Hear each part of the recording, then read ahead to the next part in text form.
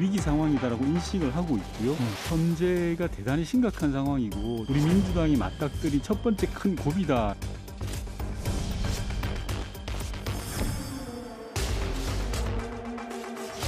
어제 송영길 더불어민주당 대표와 최강욱 열린민주당 대표는 당대 당 통합에 대한 의견을 나누고 통합을 추진하기로 합의했습니다.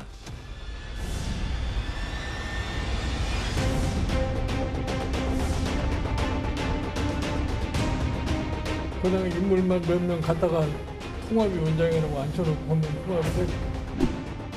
조금만 더 지켜보시죠. 아무것도 모르는 사람한테 자꾸 물어보면 뭐래. 아니 뭐 얘기를 했는데. 글쎄, 하여튼 뭐 답을 주시겠다고 해가지고 선거라는 건 뭐 이렇게 소수만 하는 것이 아니고 그러니까 아마 조만간에 조금 기다려 보시죠. 예, 저희가 준비한 소식은 1위와 2위 먼저 나왔습니다. 오늘이라도 꾸려질 줄 알았던 이른바 윤석열 선대위가 막판 인적 구성을 둘러싸고 여러 잡음이 밖으로 흘러나가고 있습니다. 윤석열 후보가 김종인 전 비대위원장과 이준석 대표의 의견을 수용하면서도 주도권에 대해서 줄다리기를 하고 있는 걸 이런 분석들이 대체적인 시각인데요. 일단 결정된 건 당의 사무총장입니다. 화면부터 만나보겠습니다. 대통령 선거 과정에서 후보 측과의 소통을 원활하게 진행하자는 취지로 오늘 4선의 권성동 의원을 후임 사무총장에 선임하게 되었습니다. 사무총장 임명 처리했고요. 그리고 선대위 관련해서는 제가 드릴 말씀이 없습니다. 후보님, 그 선대위 구성에 관해서 방문 이벤트 외에 다른 가치와 방향이 보이지 않는다는 지적이나 비판도 있는데 어떻게 생각하십니까? 조금만 더 지켜보시죠. 이번 주 안으로 다 나온다고 본다면 글쎄, 하여튼 뭐 답을 주시겠다고 해가지고 지금 잘 원만하게 진행되고 있고요. 언론에 이제 나중에 발표, 당 관계자는 아니어도 밖에서 도와주는 분들 도와주고 선거라는 건 뭐 이렇게 소수만 하는 것이 아니고 그러니까 아마 조만간에 조금 기다려 보시죠. 예, 저희가 본격적인 얘기를 나눠보기 전에 먼저 주호영 의원님께 이 질문부터 드릴게요. 일단 경선 때부터 윤석열 캠프에 합류를 하셨는데 가까이서 보셨을 때 윤석열 후보의 장점은 이거다. 어떤 게 있습니까? 공정과 상식에 기반한 예. 법치주의에 대한 확고한 신념을 가지고 있다. 아하. 지금 우리나라의 많은 문제들이 이 법치주의에 기반하지 않은 정치 때문에 일어난다고 보고 있는데요. 그 점은 큰 장점이라고 생각을 하고요. 예. 그다음에 두 번째로는 팀워크를 중시하고 각자 전문가 역할을 중시하는 것이 이 대통령이나 국가 지도자가 됐을 때 상당히 장점이겠다 그런 생각을 하고요. 예. 단점이라 하기는 좀 그렇습니다만은 조금 이제 걱정될 수 있는 부분이 예. 다양한 국정 경험을 하지 않았다는 거 하고 예. 그다음에 정치 이력이 짧다는 것 이런 것들은 조금 걱정할 수 있는 부분이 될 수 있겠다 그런 생각을 해봤습니다. 그러니까 조 의원님 말씀은 공정에 대한 신념, 예.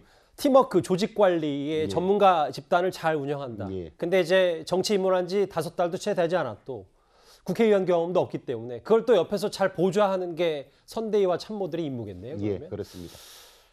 한번 그런 평가를 좀 궁금해서 먼저 여쭤봤습니다. 이도원 의원님. 네네. 저희가 준비한 얘기를 먼저 하자면 예상도를 저희가 2, 3일 전부터 그려보고 있는데 여러 얘기들이 나오지만 일단 파란색부터 만나보겠습니다. 오늘 오전에 권성동 의원은 사무총장으로 확정이 됐어요. 근데 이 부분은 확정이 된 겁니까? 그러니까 사무총장 자리를 놓고 윤석열, 김종인, 이준석 세 분 간에 뭐 갈등이 있다는 얘기가 나왔는데 결국은 윤석열 그 후보의 뜻대로 그 권성동 그 의원으로 합의가 된 거죠. 왜 사무총장이 지금 그렇게 중요하냐?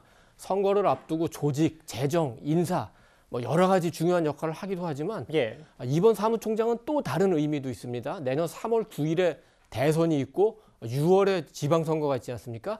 지방선거 공천까지 같이 준비해야 되는 게 사무총장 역할이기 때문에 차기의 그 당권에서 결정적으로 누가 주도권을 잡느냐 이런 그 의미도 있습니다.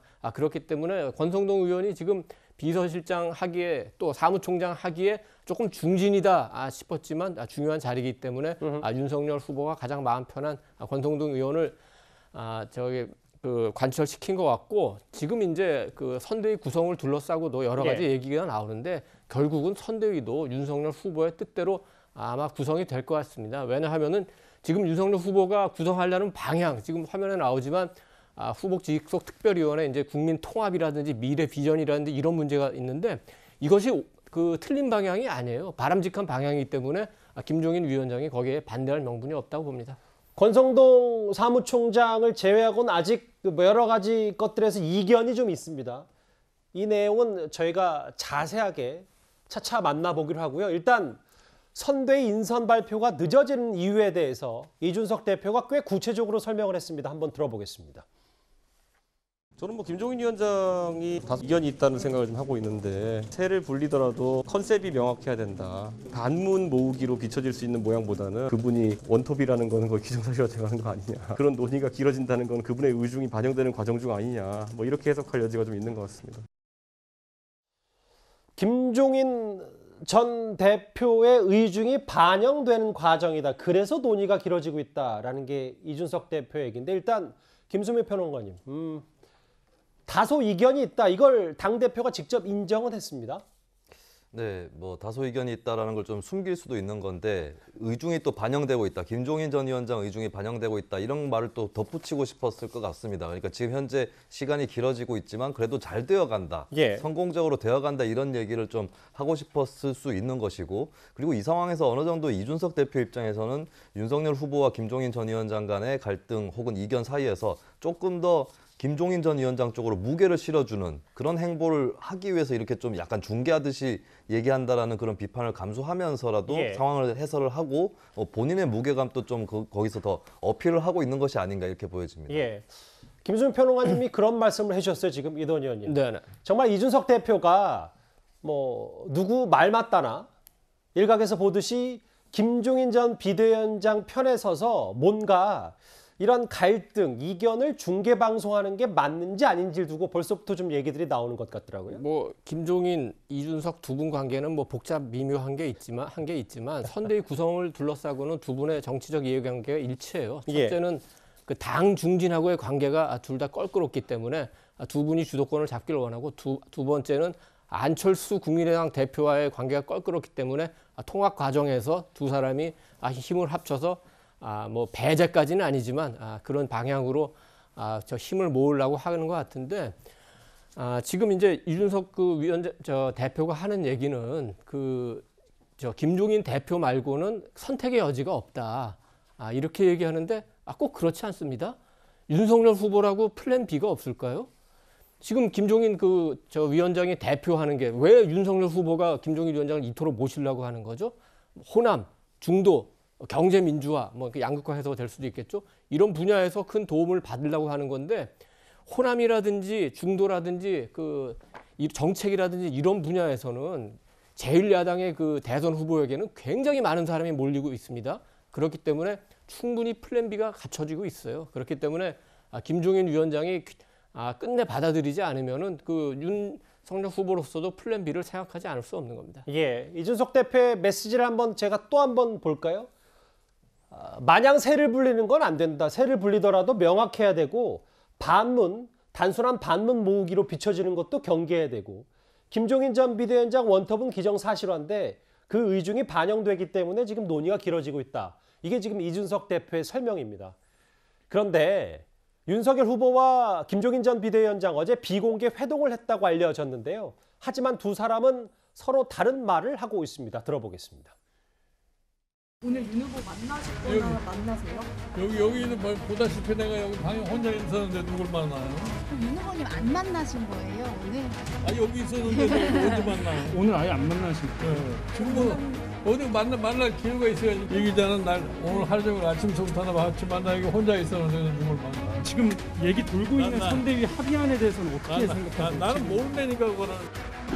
오후에 이 비공개로 만남을 가졌고요. 최종적으로 확인이 되지 않는 내용을 일방적으로 얘기를 잘 안 하는 화법을 김종인 위원장께서 구사하기 때문에 여러 가지 의견들을 잘 교환한 것으로 알려져 있고요.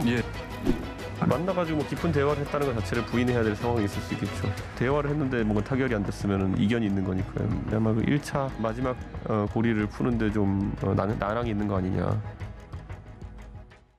뭐 이준석 대표 이견, 난항 이런 표현을 직접 쓰고 있습니다. 김수민 평론가님. 단순한 밀당이라면 만난 것 자체를 부인하진 않을 텐데 뭔가 김종인 전 비대위원장도 누굴 만나요? 내가 누굴 만나? 이런 표현까지 썼다. 생각보다 선대위 구성이 좀 늦어지는 건 아닌지 다른 말들을 좀 하고 있거든요.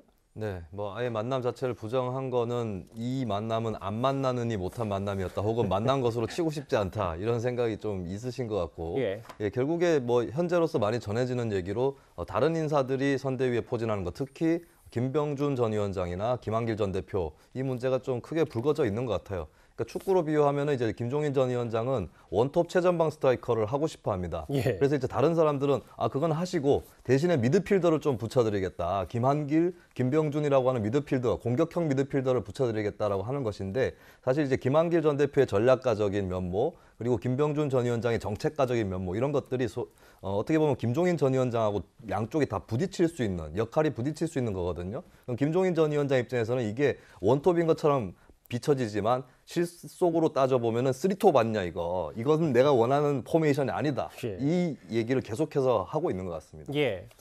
제가 조호영 의원님께 직접적으로 이 선대위 인적 구성에 대해서 질문을 초반부터 드리지 않았던 이유는, 여기서 뭐 축구 비유로 하셨는데 직접 선수가 되실 수도 있고 주 의원님의 말 한마디가 선대위 인적 구성에 직간접적으로 영향을 미칠 수 있기 때문에 상당히 저도 질문을 드리기가 조심스러운데, 그럼에도 주 의원님 보셨을 때 이 지금 현재 드러나는 이제 표면적인 이견이 결국은 갈등이 봉합이 될 건지 좀 크게 어떻게 전망을 하십니까? 저는 언론이 갈등을 너무 좀 과장하고 있는 것 같다, 그런 생각이 들고요. 예.